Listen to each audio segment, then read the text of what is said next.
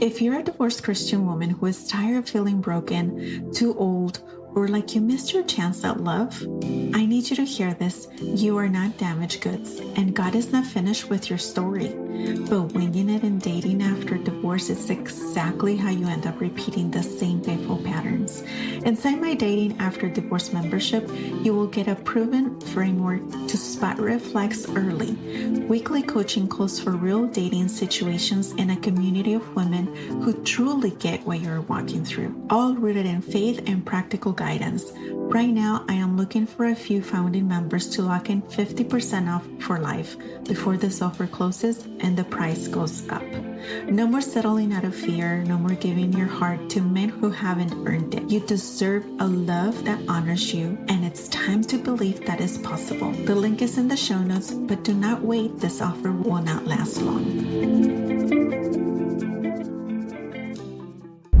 If you've been running on autopilot since your divorce, just managing the chaos, the emotions, and the never-ending to-do list, this episode is your permission slip to finally slow down. So many women come out of divorce just trying to hold it together, white-knuckling their way through each day without ever stopping to ask, is this the life I actually want?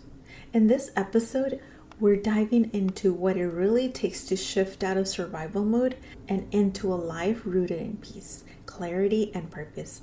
Because you didn't get through the hardest chapter of your life just to stay stuck. You did it so you could finally start living. This episode is like that honest conversation you've been craving with a friend who truly gets it. No sugarcoating, no toxic positivity, just real talk about what life after divorce actually feels like and what it takes to move forward. If you ever feel guilty for not bouncing back fast enough, or wondering why you still feel so emotionally exhausted, even though the hardest part is supposedly over, this episode was made for you. It's warm, it's relatable, and it's going to meet you exactly where you are. Listening to this episode all the way through could be the turning point you didn't know you needed. Each piece builds onto the next, walking you from understanding why you feel stuck all the way to having real, actionable tools to start creating something better. By the time it's done, you'll have more clarity about what's been keeping you in survival mode and a renewed sense of hope that peace isn't just possible. It's closer than you think. Don't skip ahead. Every part of this was designed with you in mind. If you're tired of carrying wounds from your past marriage or your past relationship, and you are afraid of being hurt again, but want to learn how to communicate and build trust so you can find a godly partner, you are in the right place. I am Patty Morimura, a relationship coach for Christian women over 40. I learned the secrets of building a God-centered relationship after divorce, healing emotionally, and overcoming fear without losing myself in the process. If you're ready for healing, stability in your life, and maybe even dating again, grab your earbuds and a notebook to take notes, and let's do this.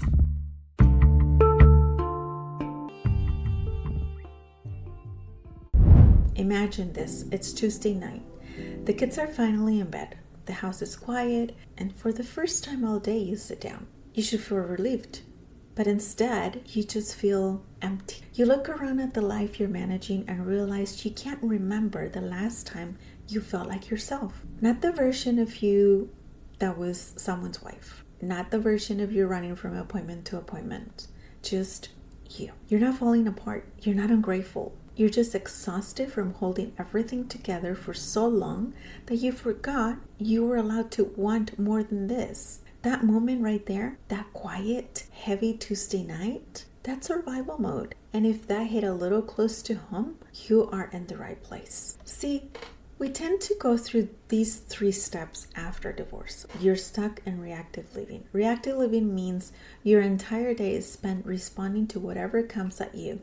The text, the co-parenting drama, the bills, the emotional triggers. Instead of intentionally creating the life you want, you're always putting out fires and never actually building anything. This happens because divorce forces you into a crisis mode, and your nervous system adapts to that. Your brain gets so used to being on high alert that even when things calm down, it keeps scanning for the next problem. Over time, reacting becomes your default setting because it felt like the only way to survive. You will need to overcome this by craving out maybe even 10 minutes a day that are yours. Not for productivity, not for the kids, just for you to be still and intentional. Begin asking yourself one question each morning. What is one thing I want to create today? Shifting from reaction to choosing, even in small ways, starts rewiring how you move through the day. Number 2, you've lost your sense of identity. See, after divorce, many women find themselves asking, who am I now? The roles that once defined you, the wife, the partner, part of a unit, are gone. And what's left can feel unfamiliar and even frightening. You may find yourself going through the emotions without any real sense of who you are or what you actually want. When you're in a long-term relationship, your identity naturally becomes part of your partner's. Your routines, your social circle, your future plans, and all of it was shared. Divorce doesn't just end a marriage. It dismantles the entire framework you built your sense of self around. That loss is real, and it takes time to grieve. How to overcome this? Give yourself permission to explore without pressure. Start small, revisiting things you loved before the relationship. Try something new with zero expectation and pay attention to what lights you up. Journaling prompts like, what did I used to love and what have I always wanted to try can be powerful starting points, and your identity is not gone. It's just waiting for you to rediscover it. Another point is you can feel guilty for wanting more. Even after everything you've been through, there's that quiet voice that says you shouldn't want too much, that you should just be grateful things are stable, that wanting joy or excitement or a full life is somehow selfish. So you shrink, you settle, and you call it gratitude when it's really just fear. This happens because divorce often comes with a mountain of guilt. Guilt over the kids, guilt over the family that broke apart, guilt over decisions made. That guilt has a sneaky way of spilling into every area of your life, convincing you that wanting more is somehow greedy or ungrateful. Society also has a way of quietly telling women to keep their needs small, especially after a major life change. I need you to overcome this by reminding yourself that wanting a beautiful, peaceful, fulfilling life is not selfish. It is your right. In fact, the more whole and happy you become, the better you show up for everyone around you, especially your kids. Start practicing what it feels like to want something without apologizing for it. Say it out loud. Write it down. Own it.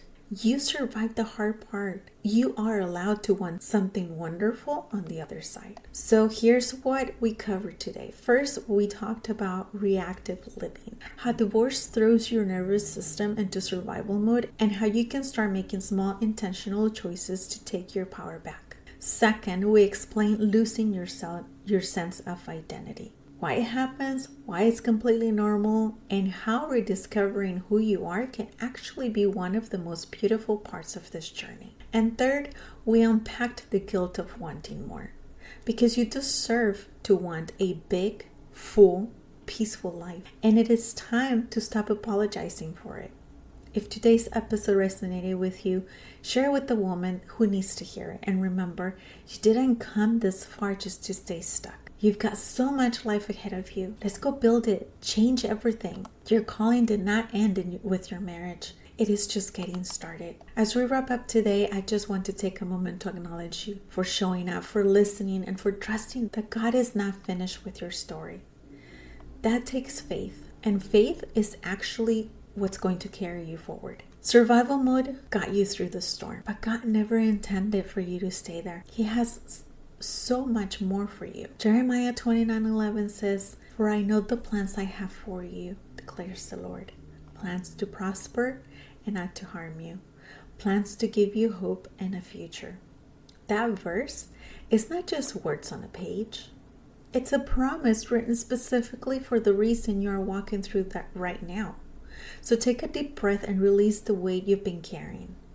You don't have to have it all figured out today.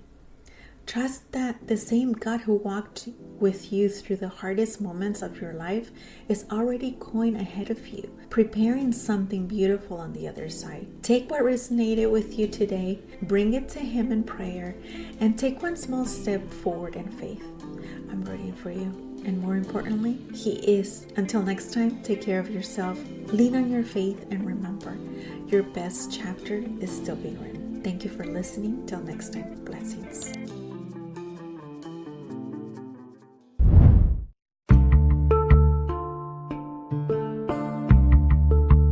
Sister, I hope you enjoyed today's episode. If so, would you take 30 seconds and share this episode with a friend who may want to hear it to help her heal from her past wounds? Also, please leave a quick review for the show on Apple Podcasts. It lights me up to know this podcast is helping you. Okay, now go pour yourself a cup of coffee, open your journal, and sit with everything God spoke to you today. You deserve that quiet moment with Him. I'll meet you back on Tuesday for another episode. And like my mom used to say, que Dios te acompañe siempre. And that translates to, may God go with you wherever you go.